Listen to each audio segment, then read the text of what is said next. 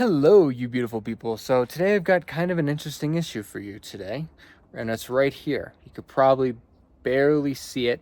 There's an orange line. Oh, I'm bad at this. There's an orange line right here of fire up on the mountain. The entire mountain itself is actually on fire right now, which is not completely an uncommon occurrence, but to this magnitude it is. This is weird. This doesn't happen often. So why is this a common occurrence? Actually, let me see if I can get over here so you can see like the extent of it. There's like I think that's better. There's like a line right here as it's burning across the mountain, and it'll probably continue going like that until it levels and puts out. It doesn't seem like anyone's doing anything about it. So actually there's another one over here. Let me see if I can get another angle on this side. Hold on, I'm walking. Yeah, there we go. Boom. You could definitely see that. That's for sure. Right here. So why is this a common occurrence, you might ask? Well, there's a few reasons for that. First and foremost, it's a pretty common practice here if someone owns land. It's a pretty common practice here for them to set fire to the land to clear it. It just takes a lot of time, effort, manpower to cut all the grass. A lot of people don't even have access to lawnmowers. They use they cut it themselves with like clippers. So, and the brush gets pretty thick here. It gets filled with like this kind of stuff. Lots of like plants that you don't necessarily you want replicating, like that are painful or obtrusive to your property. So they'll set fire to their land and kind of control it. That you see all the time. Another reason why people do that sort of thing is because a lot of the locals don't necessarily know exactly how to utilize the Peruvian government, or don't trust the Peruvian government. When I say locals, I specifically mean people who don't speak Spanish. Like, their primary language is Quechua, and they don't even they don't have anything to do with the cities that I am near. There are Peruvians who live in Urubamba and live in Ollantaytambo, like the actual city part where tourists come through. And that is something that they understand. But the locals, I should say, like the indigenous, that's a better distinction. The indigenous are less likely to know how to use the garbage disposal system. So they will actually put their trash together. Yeah, I know. I got It looks like wind blew on it, and now that whole spot. Look at that. Yeah.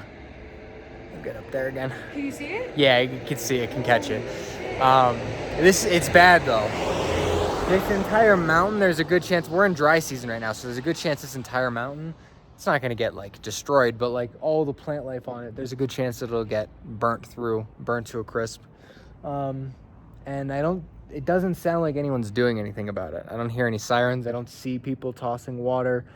I mean, I wouldn't get anywhere near that either, especially how unforgiving the terrain is up there with how unlevel it is and everything. But yeah, the locals, like the indigenous, I should say, they'll just put their trash kind of in a pile and not put it out to have their trash taken out.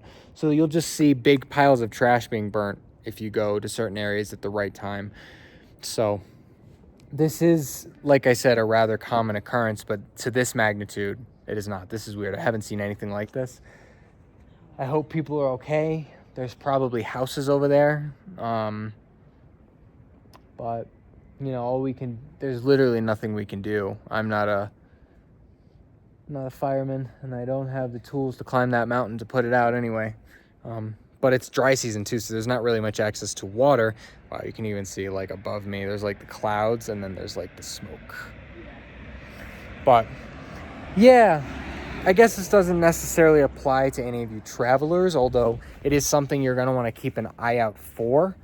Just because if you see something on fire, odds are it's probably someone leveling their own property in order to kind of make this happen. Yeah, the smoke's getting darker, which means it's growing. So this is something that you might see, and you don't have to freak out too much about. Actually, one of the first times I was in Urubamba, I was at a restaurant named Ama. They're actually an entire foundation. There's a GoFundMe going on for them right now. I'll put the link in the bio if you're interested. Basically what they do is, you could go check out the link. It'll give you more information. But essentially they help out single mothers. They help out mentally challenged people and children as well, to help them, kind of give them a sense of purpose. And really, they try to empower women here. It's something that's very lacking in the community. Anyway, off track, but still important subject.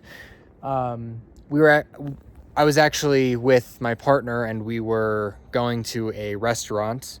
And when we were on our way there, the entire street was just filled with smoke. And we went into Julio because we know Julio. We were like, Julio, what's going on here? Like, should we be calling someone? He's like, no, that's just my neighbors. They do that all the time. Don't worry about it. Pay it no mind. Meanwhile, my partner and I could barely breathe. We're like hawking up a lung because of all the smoke in the air. Yeah, so don't be surprised if it happens. It's not like the fire department shows up here and is like, what are you doing? It's kind of just, it happens until it doesn't, and there's not really any rules or regulations around it. So, yeah, I guess my only advice to you is, if you are going to be buying a home or building a home, try to find out if your neighbors do this, where they set things on fire, because it could spread over and destroy your house, although I haven't really heard of that happening. It just could be a precaution that you take. But yeah. You can hear it. The fire. That's not a car. That's the fire, dude. I wonder if you guys can hear it. I don't think they can hear it, but you can literally. It is audible. It sounds like a roaring river, and I'm not anywhere close to this thing either. That's probably. It's the other side of town. Yeah, that's probably like a 40 or 50, maybe even an hour and 20-minute walk to get over there. Not to the bottom of where it's happening. So anyway, thank you guys so much for watching. Stay safe out there. If you want to see some other crazy Peruvian stuff, or just crazy traveler stuff, this probably wasn't crazy. This is probably an accident, but It's a crazy accident. Not a great accident. Yeah. No happy accidents today. But yeah, if you want to see more stuff like this, you can click this button and allow us to stay in contact. Otherwise, YouTube knows you really well. Right up here is a video that YouTube has picked out that's perfect for you. Click on it, watch it, you'll love it, and I'll see you soon.